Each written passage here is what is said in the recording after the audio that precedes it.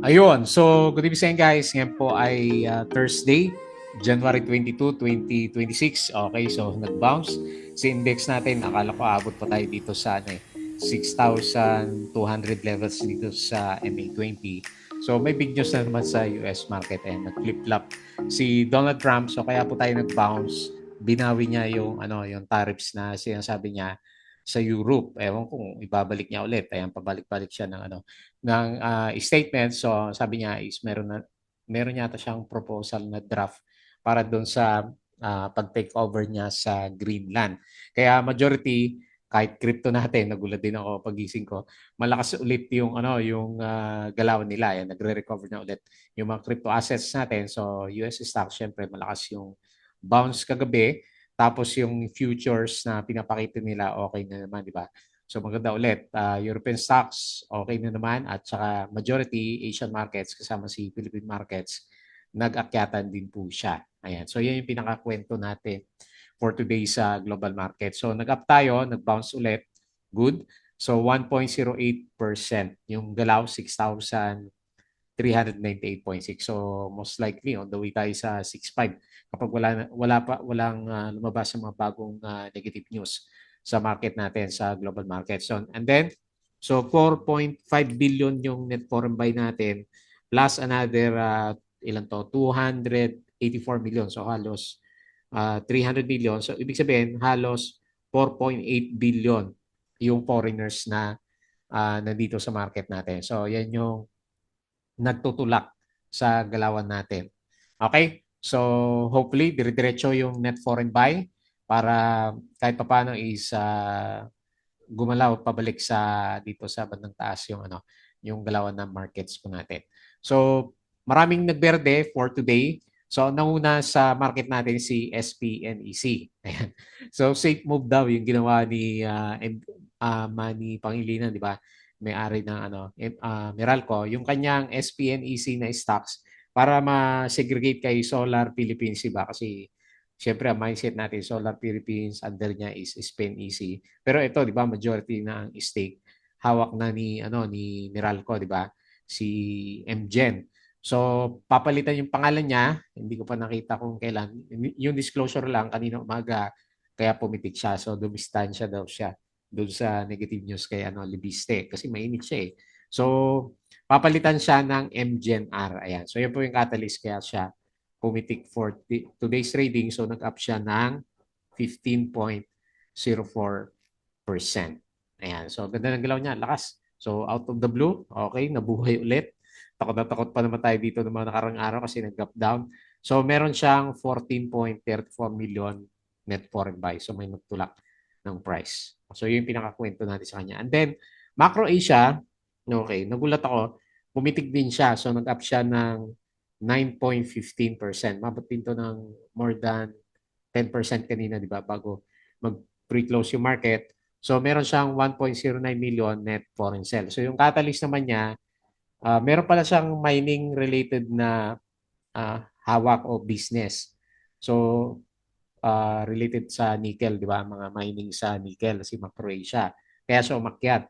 Pero di ba yung global prices ng mga mines, gold, silver, medyo nag-drop na sila eh. So kaya nga kung papasinin nyo, yung sa mga indices, yung mining stocks natin is mapula. Ayan, pero siya umakyat. O siguro kasi first timer na papasok yung niya, yung news, ay mataas ang presyo pa rin naman ng mga gold. Kaya siya nag-stay sa bandang taas. Okay? Mega wide, meron din siyang galawan, 5.41%, 1.42 million net foreign buy. Tapos si FLI, hindi natin napapansin, pumitik din po siya ng 3.66%. Meron siyang, malakas 62 million no? O 621 ba to?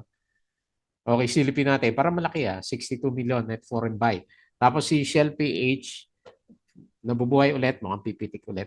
So meron siyang 2.42%. So nag-about face din siya. Parang kaninong galaw ba yun? Yung kahapon. Shell din, di ba? Yung market kahapon. Ayan. So 627K net foreign buy. Tapos si APX, ayan, nag-drop yung mga mining stocks.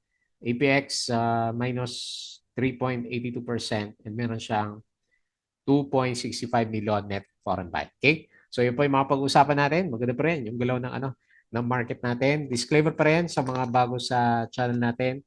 As usual, yung ating review is for education purposes lang po yan. So wag mong gagamitin ito as a reason para mag-buy, sell, or hold the stocks. Meron pong risk na involved sa market. Due diligence na lang po kung yung stocks yung gusto mong bilhin. Okay? And then, follow mo ako as usual dito sa ating Palaboy Trader na YouTube channel. Subscribe ka lang para updated ka sa reviews natin or kung gusto mo join ka dito sa trading group po natin. Okay? So yung mga nakasubscribe, maraming salamat po sa mga viewers pa rin natin. Hopefully, bumalik na yung views natin and medyo maaga yung ano natin, upload. Hopefully, makabul ako. 8:30 yung usual na upload ko. Minsan, nagna 9:30 kasi. Ayan, late na nakaka-uwi para mag-vlog. And then, company reviews. So, double check mo na lang po. Tapos, mga sample trades natin. Ayan, sa mga nag-aaral. Basic indicators, technical analysis. Okay, double check na lang. Tapos, fundamentals, yung mga risk management natin. Okay?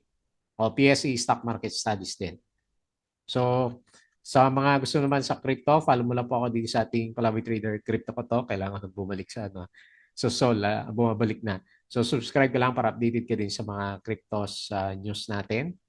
Meron ulit tayong po review na isang So, tignan natin kung magawa natin yan. Tapos sa social media, Facebook account na Palaboy Trader. Check mo na po, Facebook page para update ka sa mga posts natin. Budigipig, yung articles natin sa local market. So, punta tayo dito sa Twitter. Okay, so based dito sa galawan ng PSE market, silipin natin siya. So mining stocks lang po yung tinamaan talaga, negative 1.82%. So dahil nga nag-about face si Donald Trump.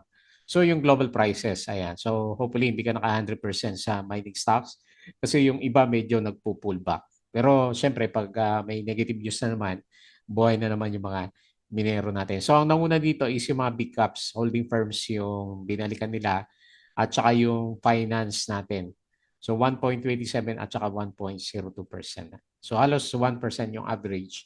So kaya meron tayong 1% na gain dito sa index po natin. So 284 net foreign buy. So balik lang mga foreigners para umakyat yung mga alaga natin dito. Okay? So yung mga pinaka most active si SPNEC 15%, si Plus, himala bumalik. 2%, si SMPH 2%, Ayala 2%, URC 2% din siya. Okay?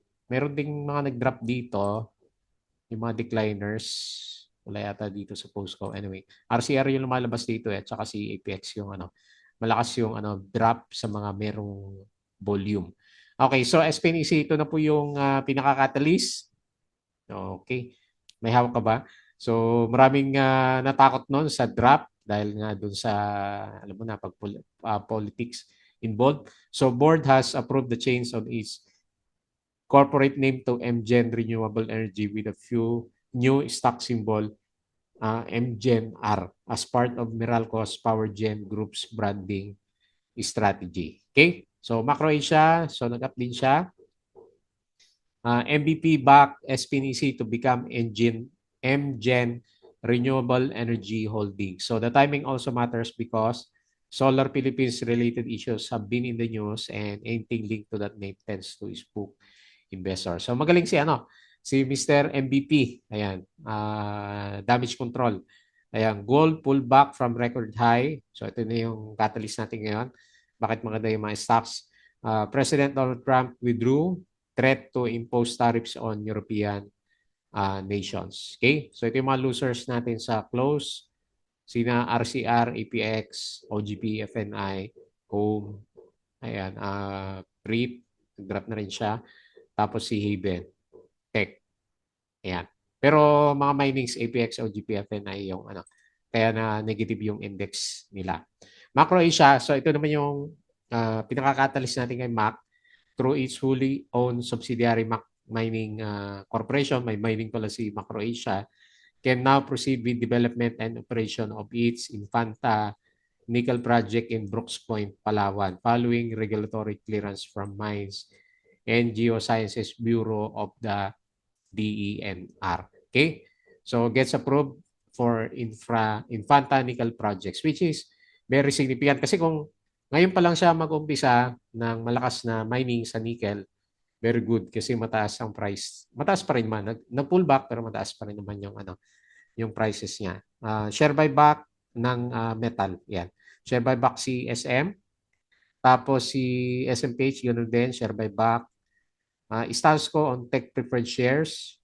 They still facing significant challenge due to the global slowdown of market. Kaya pala nagdadrop si Tech. Hindi makapagbayad ng dividends.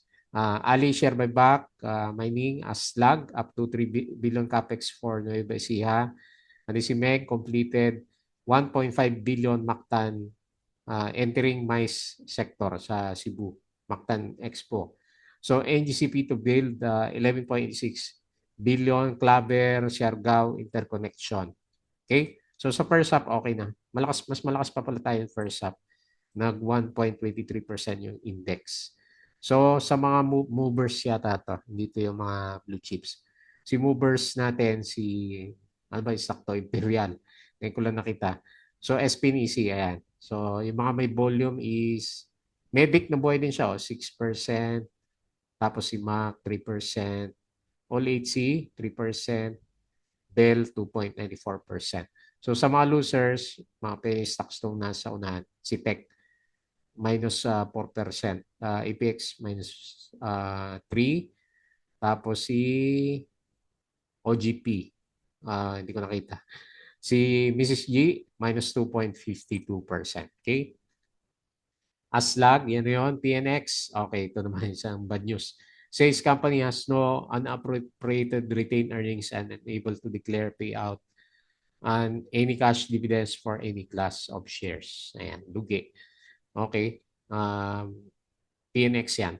Okay. Tapos equity, okay na yan. Share buyback, SM, SMPH, Ali, AGI, MEG, Fruit, OPM, at saka si BRN. CPG, SEC approved 12 billion bonds for CAPEX. Yan pala yung catalyst niya. CPG, APX, kapon na to. Kapon na yan. So, kasi drop yung mga miners natin. Ngayon, Converge, Dennis Anthony Uy is advocating for underground conduit system to build more resilient future power proof of power and paano nababaha? Hindi kaya mas lalo masira yung mga connection nila underground system, no? Bahain sa Pinas eh. Okay, tapos sa US market, malakas po yung closing nila kagabi. And then yung futures na pinapakita niya is maganda rin po siya. Ayan. So, patalasas po ulit yung mga gusto ng mag-trade sa Philippine market. So, double check na lang po yung ating Plumby Trader na Patreon channel. So, kung gusto yung guide, sali lang po kayo dito sa group. Okay? So, punta tayo sa index. Okay, balik yung ano natin.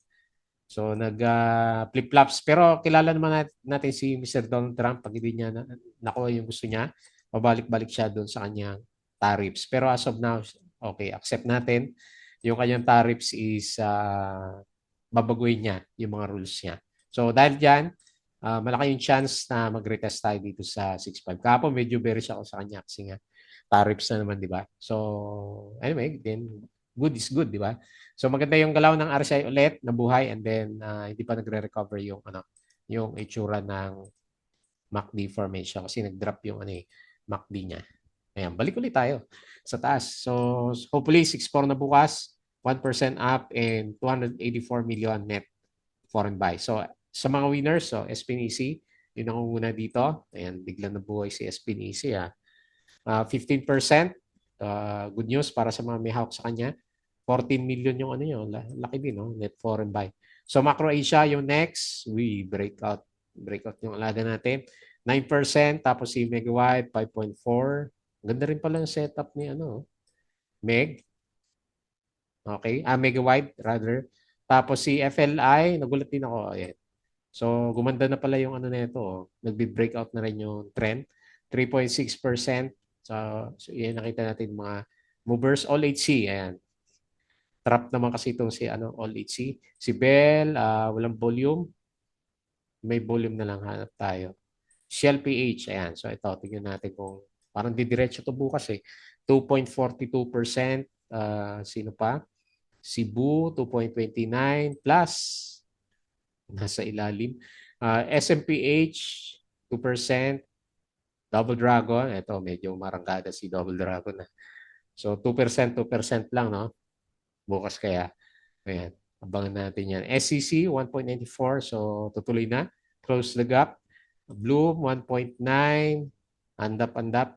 Tapos si Converge, okay, hopefully matuloy yung breakout, 1.79. And Meralco, 1.55%. So sa losers natin, mga mining stocks to. Asihome, minus 4%. Ayan, nag-drop.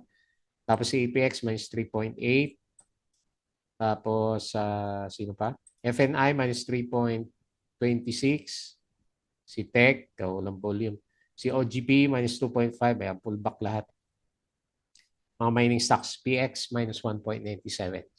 Okay. So, tinamaan yung ating mga minero for today's trading natin. So, silip tayo ng konti dito sa global market. So, based dito sa futures, mapapansin, lakas ng futures.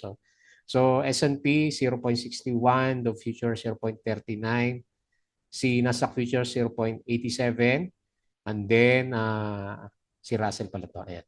Okay, anyway, sa US market, okay siya. So maganda yung galawan niya. And then, sino pa dito? Europe, okay din siya. US, Europe. And Asia markets majority po is okay naman siya. Ayan. Indonesia lang yung namula.